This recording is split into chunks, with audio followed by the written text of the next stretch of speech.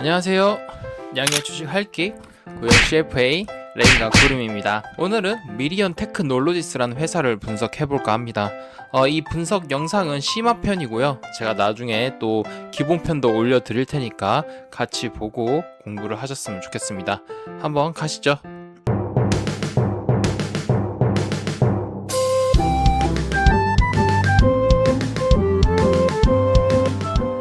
미리언을 단순한 장비 회사로 보면 이 회사의 핵심이 잘 보이지 않습니다.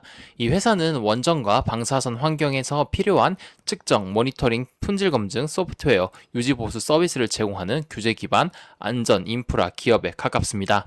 여기서 설치 기반이란 한 번 장비를 판매하고 끝나는 것이 아니라 고객 현장에 깔린 장비와 시스템을 바탕으로 유지 보수, 서비스, 교체 수요가 반복적으로 발생하는 구조를 뜻합니다.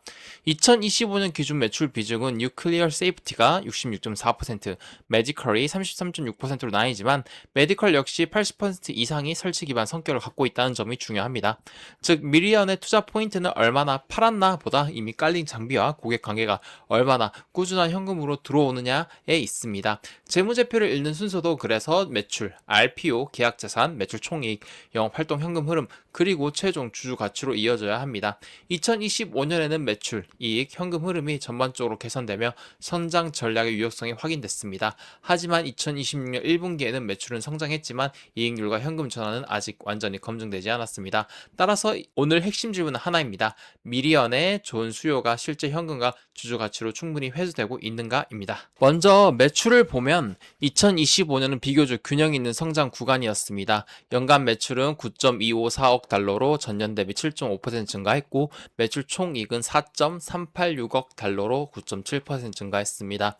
매출보다 매출 총이익이 더 빠르게 늘어났다는 것은 가격, 제품 구성, 원가 관리 중 적어도 일부가 개선됐다는 의미이고요. 2026년 1분기로 오면 성장 간도는 더 뚜렷해지는데 매출이 2.576억 달러로 전년 동기 대비 27.5% 증가했습니다. 특히 뉴클리어 세이프티 매출이 39.1% 증가하면서 전체 성장을 사실상 이끌었습니다. 다만 여기서 중요한 것은 성장의 균형입니다. 2026년 1분기 매출 비중은 뉴클리어 세이프티가 72%, 메디컬이 28%로 원전, 안전 쪽으로 더 기울었습니다. 제품과 서비스 믹스를 봐도 제품 비중이 76.5%, 서비스 비중이 23.5%로 반복적 서비스보다 제품 성장의 힘이 더 강했습니다. 따라서 지금까지의 판단은 조건부, 긍정입니다. 매출 성장은 분명히 좋아졌지만 다음으로 확인해야 할 질문은 이 원전 중심 성장이 원가율과 영업이익률까지 함께 개선시키고 있느냐입니다. 두 번째, 마진입니다. 2025년에는 매출 총이익률이 46.4%에서 47.4%로 개선됐고 판관 비율은 39.6%에서 37.6%로 낮아졌습니다.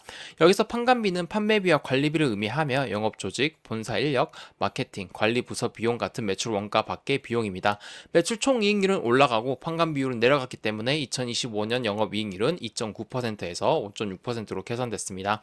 그런데 2026 1분기에는 다른 그림이 나옵니다. 매출은 27.5% 증가했지만 매출 원가는 30.8% 증가했고 판관비도 34.4% 늘면서 비용이 매출보다 더 빨리 증가했습니다.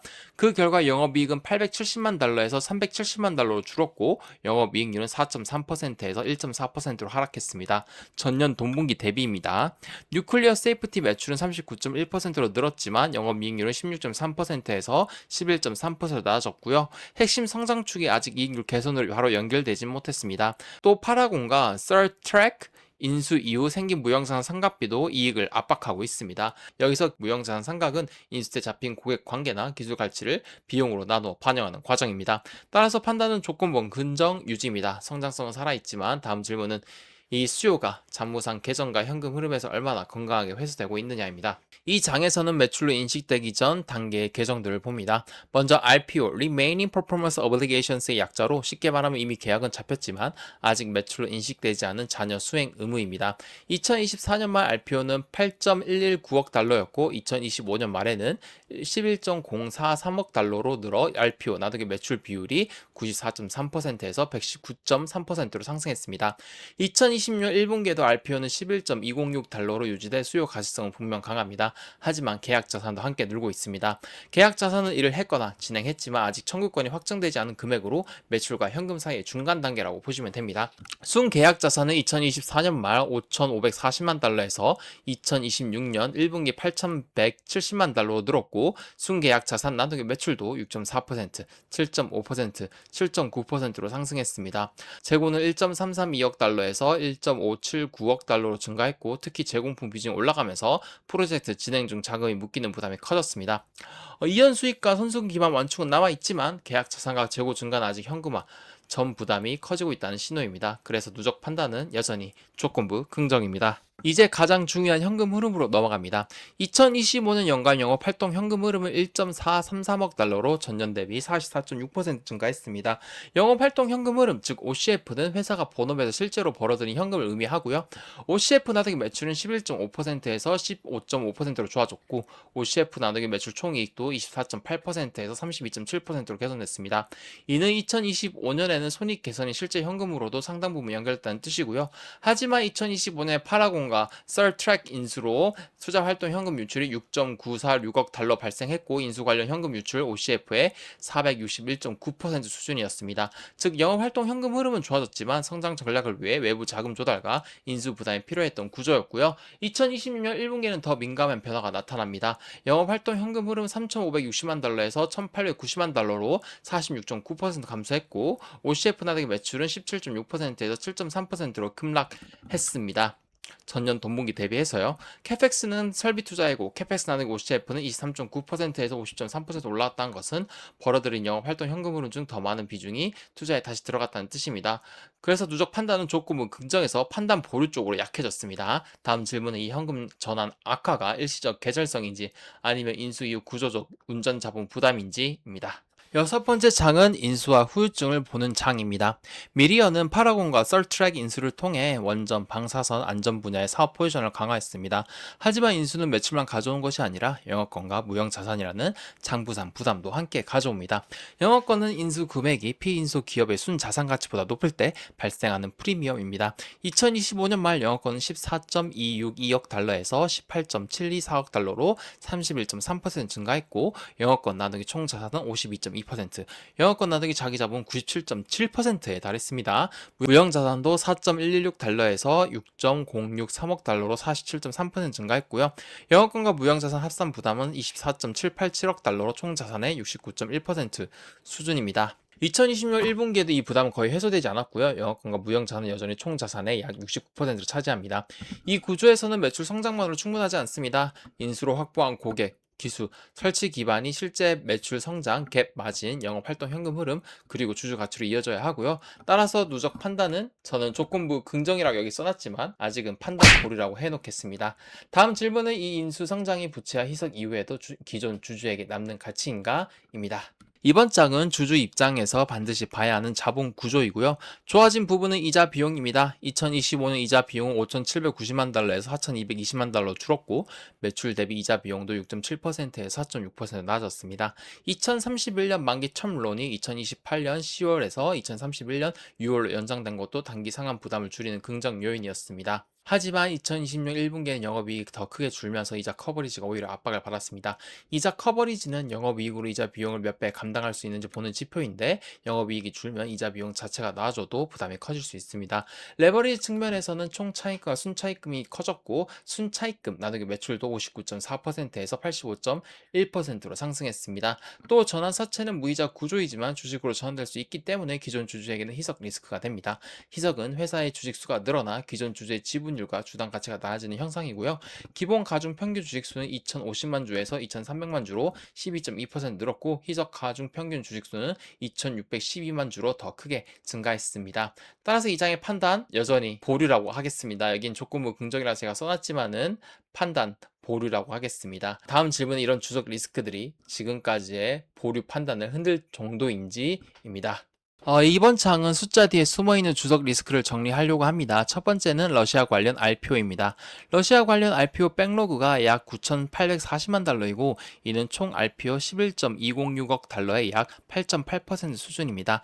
당장 큰 손익 훼손을 의미하진 않지만 RPO의 일부가 지정학 리스크에 노출되어 있다는 점은 체크해야 됩니다. 두 번째는 외환 민감도입니다. 2025년 해외 매출 비중은 43.2%이고 10% 환율 변동 시 매출 영향은 약 3,900만 달러, 2025년 매출의 4.2% 수준입니다. 매출 기준은 관리 가능한 규모처럼 보이지만 영업이익 규모가 작기 때문에 수익성에 더 민감하게 작용할 수 있고요. 세 번째는 진행률 추정입니다. 장기 프로젝트는 수행 진행도에 따라 매출을 먼저 인식할 수 있는데 현재 현금은 마일스톤 청구나 고객 검수 시점에 들어옵니다. 그래서 매출 인식과 현금 유입 사이에 시간차가 생길 수 있습니다. 마지막으로 영업권 손상 여유입니다. 할인율, 연구 성장률, 피어 모티프 가정에 따라 인수 프리미엄의 방어력이 달라지기 때문에 뉴클리어 세이프티 매출 증가가 이익과 OCF 회복으로 이어지지 않으면 손상 여유가 줄어들 수 있습니다. 따라서 주석 리스크까지 감안해도 즉시 부정은 아니지만 저는 계속 보류를 유지하도록 하겠습니다. 이제 내부 재무제표 분석을 동종기업 위치로 연결합니다. 비교군은 Thermo Fisher, Teledyne, Amatec, Portive, 크로막입니다. 여기서 피어는 단순히 같은 산업군이라는 뜻이 아니라 제품 성격, 고객군, 규제 환경, 수익 인식 구조가 비교 가능한 기업을 의미합니다. 미리언의 강점은 원전, 방사선, 안전 설치 기반이라는 특수한 수요 기반입니다. 탑맵 1에서는 세로축이 규모와 설치 기반 안정성, 가로축이 밸류에이션 프리미엄입니다. 미리언은 대형 계측 기업들보다 규모는 작지만 원전과 방사선 설치 기반, RPO 성장 기대 때문에 프리미엄이 높은 쪽에 위치합니다. 문제는 이 프리미엄이 사업의 질만 완전히 정당화하는 수준인지입니다. 대형 피어스는 규모와 현금 안정성이 더 크고 미리언 성장 기능은 강하지만 현금 전환 수익성 검증이 아직 남아 있습니다. 따라서 이 장의 위치의 판단은 부정입니다. 좋은 사업일 수 있지만 현재 상대 위치가 싸다고 말하기는 어렵습니다. 두 번째와 세 번째 탑맵은 장점과 약점을 더 선명하게 보여줍니다. 탑맵2는 방사선 원전 순수성과 현금 전환 품질을 비교합니다. 미리어는 방사선 원전 노출도가 높아 사업의 순수성은 강하지만 갭 마진과 OCF 전환 품질은 대형 PL 대비 아직 중간 이하로 평가됩니다. 여기서 OCF 전환 품질은 매출과 이익이 실제 영업 현금으로 얼마나 잘 바뀌는지를 보는 개념이고요. 다음 맵3는 성장 가시성과 인수 무형자산 부담을 함께 봅니다. 미리어는 RPO와 설치 기반 덕분에 성장 가시성은 높은 편입니다. 하지만 영업권과 무형자산 부담도 매우 큰 위치에 있습니다. 즉 성장 기대가 강할수록 인수 프리미엄을 정당할 수 있지만 반대로 현금 전환이 늦어지면 그 프리미엄 부담으로 바뀔 수 있습니다. 그래서 피어 비교를 종합하면 사업 포지션은 긍정적입니다. 다만 프리미엄을 정당화하려면 현금 전환과 갭 수익성 개선이 더 필요합니다. 그래서 이 장의 판단은 저는 조건부 긍정으로 하겠습니다. 최종 결론은 조건부 긍정입니다. 약간 보류에 가까운 조건부 긍정이고요. 긍정 요인은 분명합니다. 2025년 매출은 7.5% 성장했고 매출 총이익률은 46.4%에서 47.4%로 개선됐으며 영업이익률도 2.9%에서 5.6%로 좋아졌습니다. OCF 마진도 11.5%에서 15.5%로 상승했고 RPO는 8.119억 달러에서 11.043억 달러로 늘어 수요 가시성이 강화됐습니다. 하지만 완전한 긍정으로 보기 어려운 이유도 명확합니다. 2026년 1분기에는 매출이 27.5% 증가했지만 매출 총이익률은 47.6%에 46.2%로 낮아졌고 영업이익률은 4.3%에서 1.4%로 악화됐습니다. OCF 마진도 17.6%에서 7.3%로 낮아져 핵심 성장축에 아직 이익과 현금으로 충분히 내려오지 않았습니다. 재무구조 측면에서도 영업권과 무형자산이 총자산의 약 69%를 차지하고 총 차입금은 2025년 말 매출의 129.6% 수준이며 전환 사치와 주익수 증가도 계속 체크해야 하는 분위기입니다. 다음 분기 핵심 검증 포인트는 선행지표, 동행지표, 후행지표로 나눠보면 되는데요.